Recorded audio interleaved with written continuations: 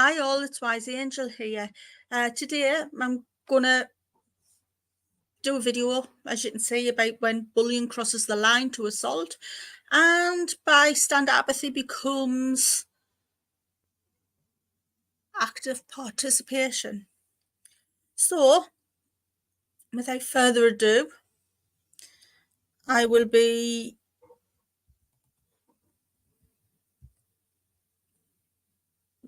putting my ticker across and my information. I'll take that off actually, I'll hide that one for now. And we will be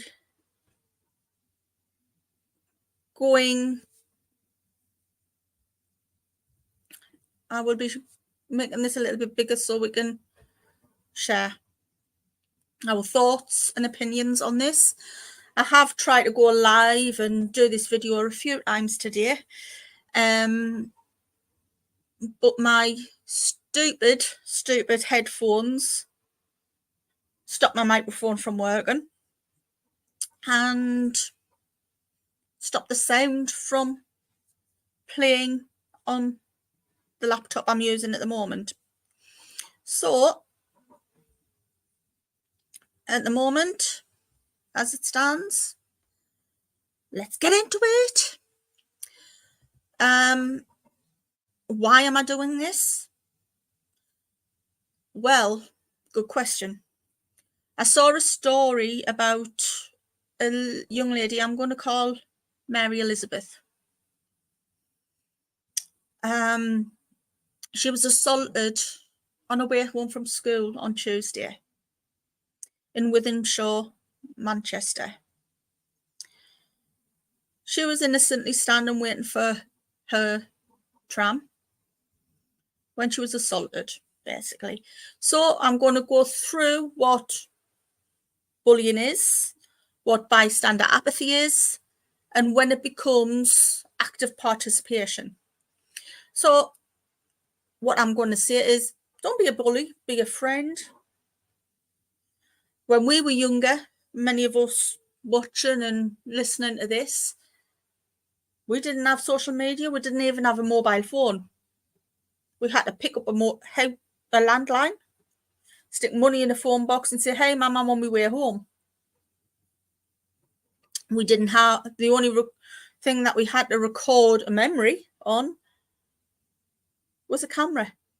Usually it was a little disposable camera, which we took to the pharmacy or a photography store to get the reel developed.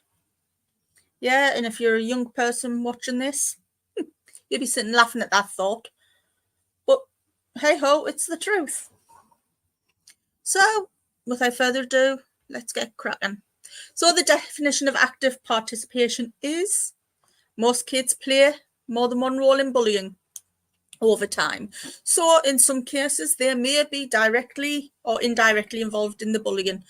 So as one bullies others or is being bullied, and in others, they may witness the bullying and play an assisting or defending role. So they will defend their little bullying friend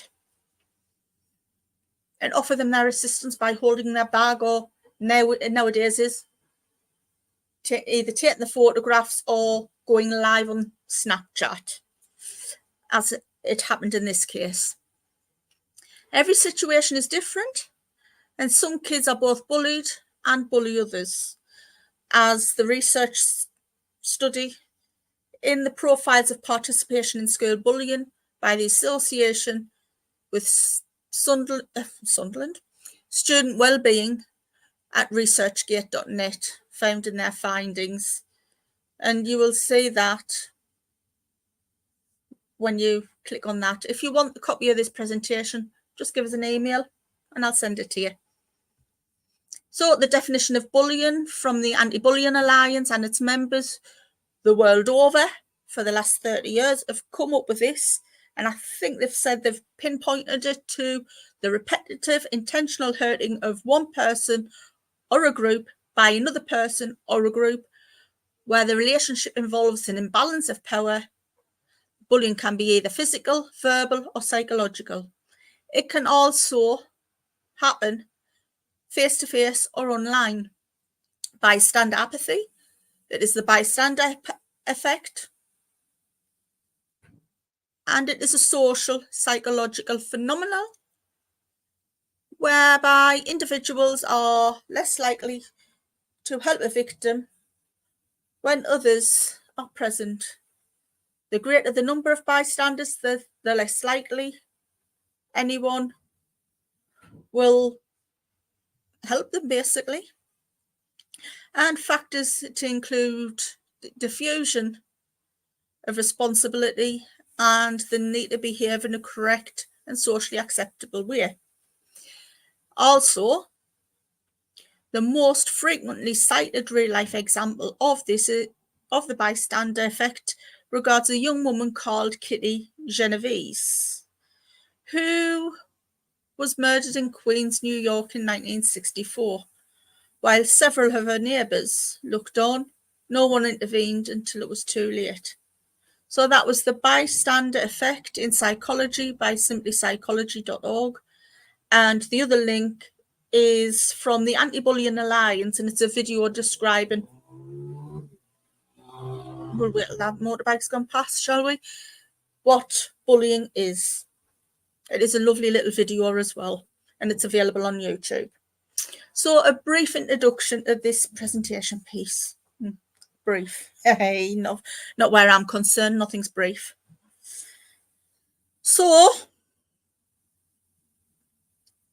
bullying is a subject very close to my heart, as you'll find out a bit later, as we go into it a little bit more. And I firmly believed it shaped who I am today. So, what doesn't break you makes you. Think about that for a second, okay? Right. However, this isn't about me or bullying in a general sense. Think about it in a broader sense. And think about a young girl called Mary Elizabeth.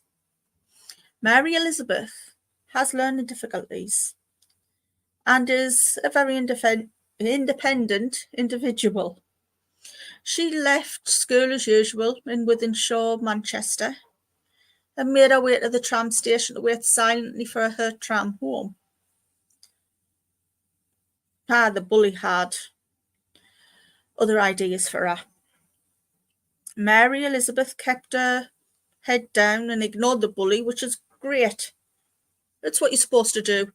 When the bully called for her by name, when the bully got sick of not being answered, as you will see if the video is allowed to be shared, because I think the police have actually stopped it from being shared at the moment, as it can be used in evidence in court.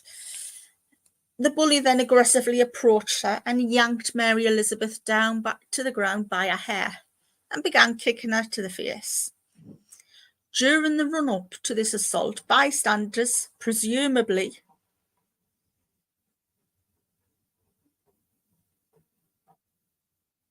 the bully's friends and acquaintances,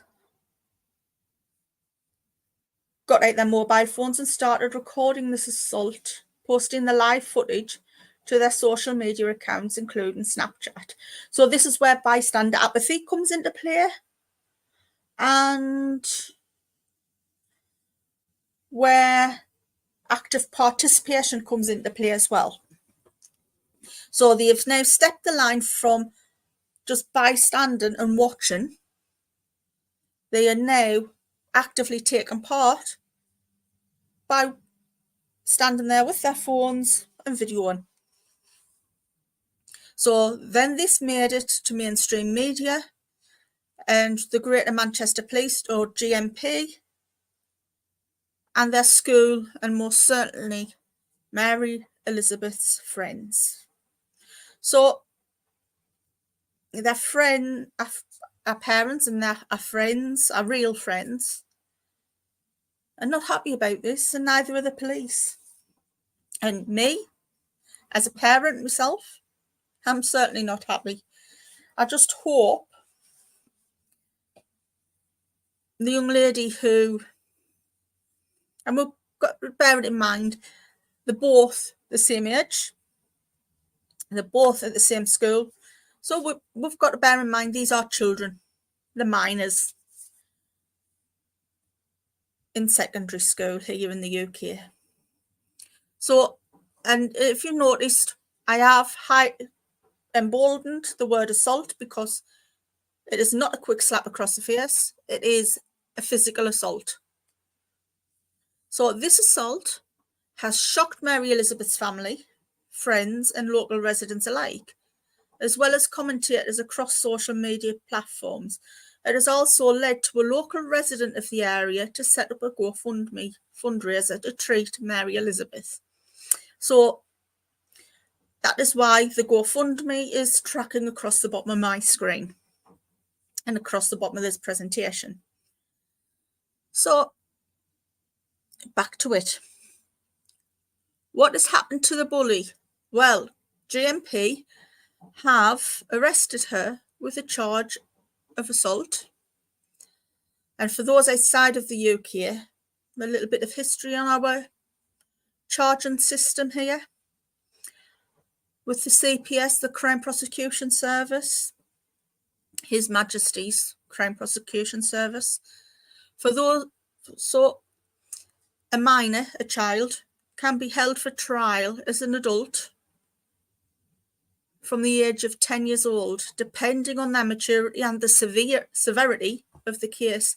See Crown versus Venables at the James Bulger murder case. In this case, it is more likely she will be dealt with by the juvenile court, although I'm just speculating here, and that this bully was, that as if this bully was not involved in another incident, that would probably just leave it there. Should get off with a caution.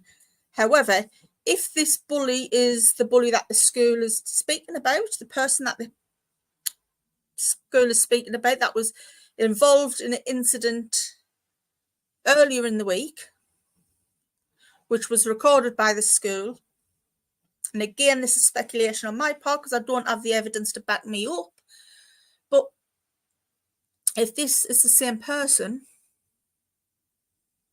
there may be other charges for another assault. So the criminal justice system and the police will be looking at that with a fine-tooth comb, and could be looking to bring up more charges. And they'll be looking to see if she's got other charges against her for assaults outside of school as well, because you never know. Well, in this case, if she does get charged and go to court, and she's got to play that innocence, but once found guilty, this will follow her around like a bad smell, because when she's a little bit older, if it doesn't get expunged from her record, which assaults tend not to, like a misdemeanor, like a theft of a pair of knickers or a bar of chocolate, for example, from a local shop. If you have paid for that crime, that might get expunged from your criminal record.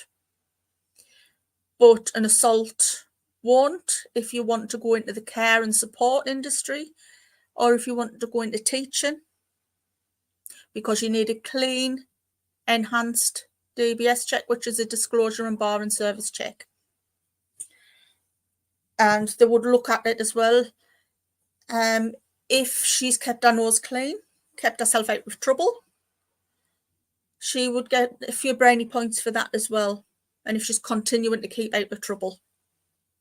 So she could, at this point in time, she could have just screwed up her entire future career. Say, for example, she wanted to be a nurse, a doctor, dentist, even if she wants to go into the police, ambulance service, a teacher, she's just screwed up any chance of doing that. So, right, back to Mary Elizabeth. So, a negative for Mary Elizabeth is this is going to have an impact on our mental health for quite some time. But on a positive note, she's going to have a little bit of money in her savings account to do with for what she likes. She's going to be able to treat herself, maybe go away on holiday to forget about everything that's gone on. And yeah, it'll be still there when she comes back. But Mary Elizabeth can relax and have a little bit of fun.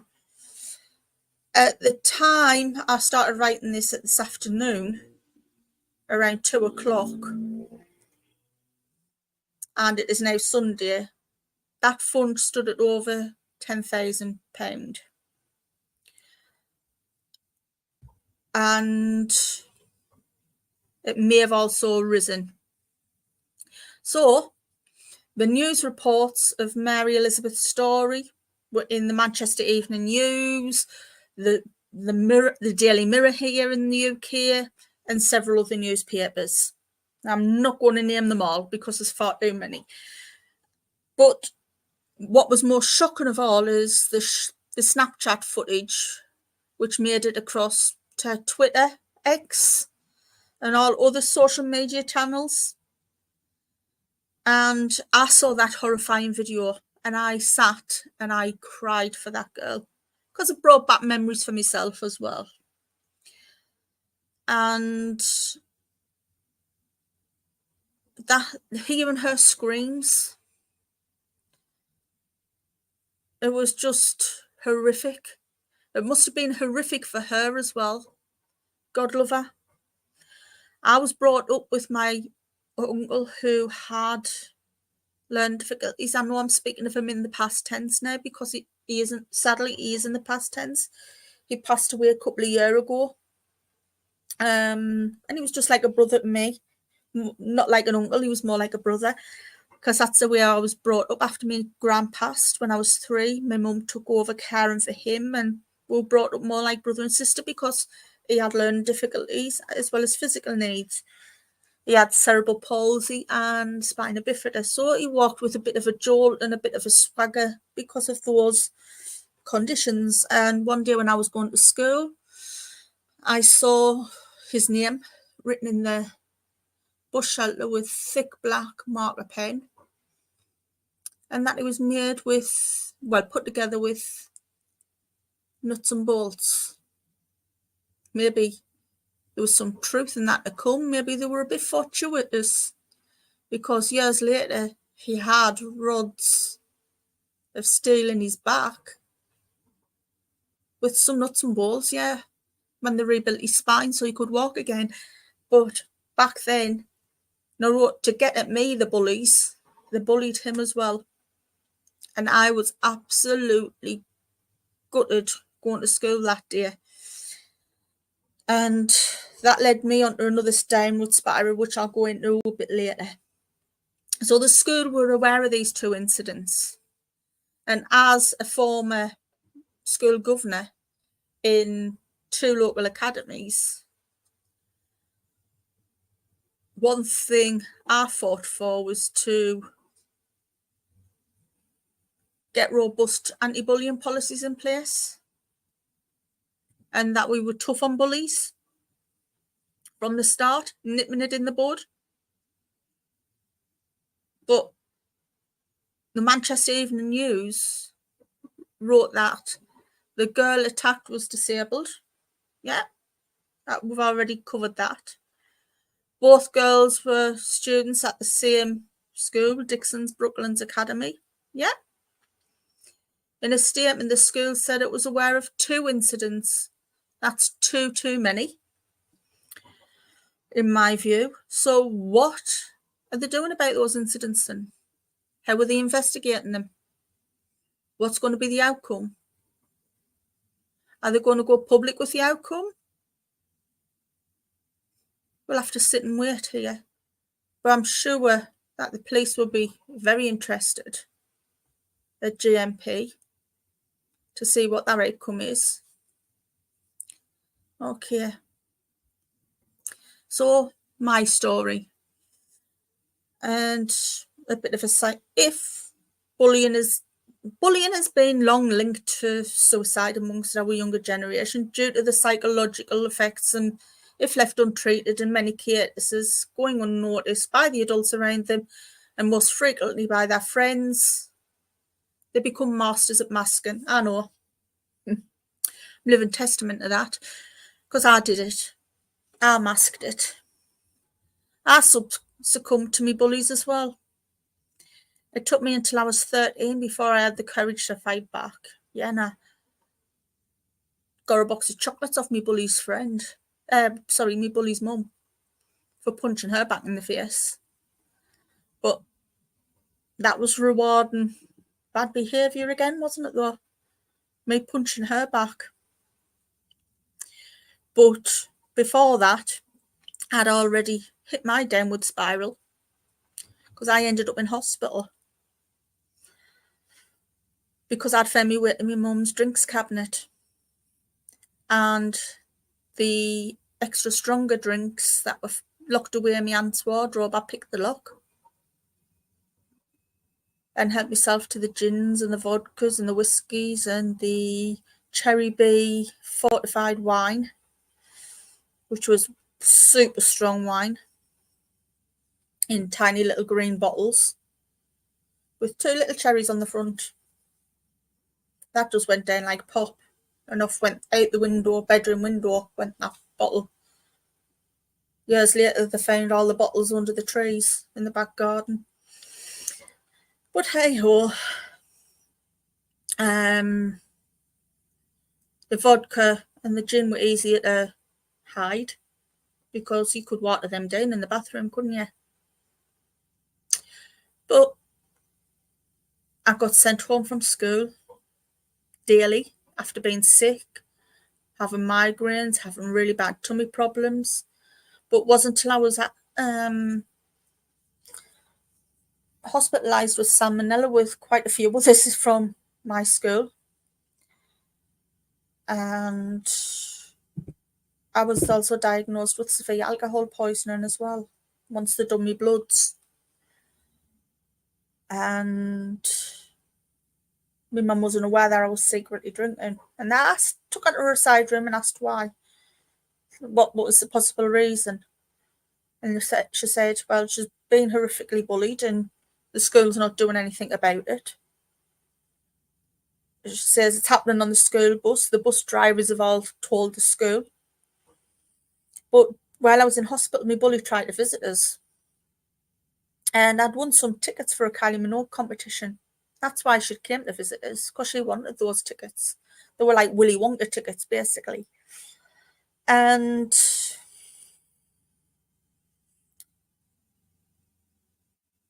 she never got those tickets, because I'd asked the nurse, look, she's going to go to the, because I'd get myself worked up, and I said to the nurse, she's going to go over and get them. She went, no, she's not. I went, she is. She's getting her uncle to take her over after school tomorrow. But before she got there, we'd already rang the radio station,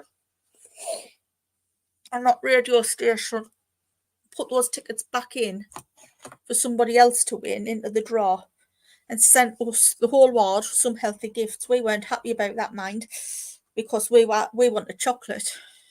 The nurses probably got there anyway. But she did go over, we heard, and try to claim the tickets, but bullies never prosper. They're just like thieves, do they? Aren't they? Bullies and thieves never prosper. But now I can't stand the taste of vodka.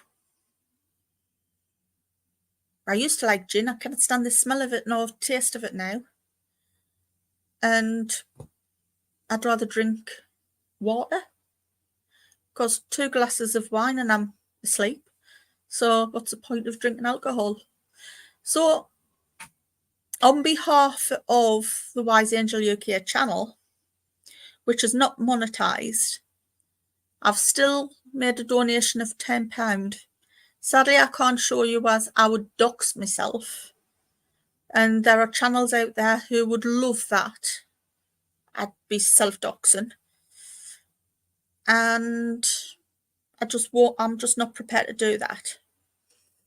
So here's the link for GoFundMe, which you've seen throughout this, if you'd like to donate yourselves. But as I say, I've donated on behalf of our channel, and hopefully the girl I've named Mary Elizabeth will enjoy that £10. So I'll see you on the next one, everyone. Bye for now.